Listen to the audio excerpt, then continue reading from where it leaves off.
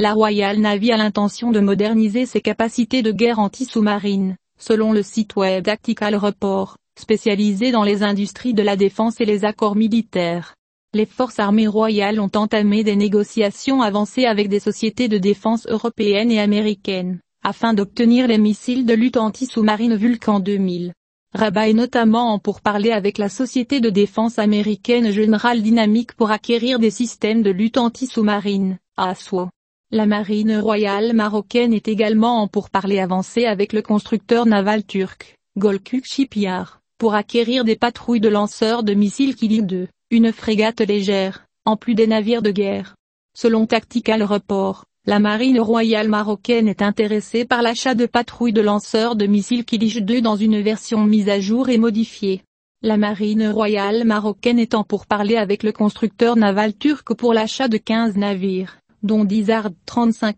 FP et 5 AR 87, pour renforcer la lutte des gardes-côtes du royaume contre la migration irrégulière. La marine elle-même a également lancé un appel d'offres pour l'acquisition d'avions de patrouille navale, dotés de capacités anti-sous-marines, de reconnaissance et de guerre électronique, ainsi que de recherche et de sauvetage. On ne sait pas si le Maroc dispose de sous-marins de guerre, alors que des données se sont répandues indiquant que la Royal Navy a entamé des négociations avancées pour acheter un sous-marin, notamment après avoir porté la flotte sous-marine algérienne à 6, cette dernière ayant récemment acquis de nouveaux sous-marins. Le Maroc a toujours cherché à renforcer ses capacités navales en constituant le noyau d'une flotte sous-marine, à renforcer son rôle comme l'une des forces dans le détroit de Gibraltar, et à créer une sorte d'équilibre avec le développement des capacités maritimes de l'Est voisin, et de créer une force de dissuasion. La Royal Navy avait eu des pourparlers avec l'Allemagne pour acheter 1 ou 2 sous-marins U-206, qu'elle s'apprêtait à mettre hors service en 2019.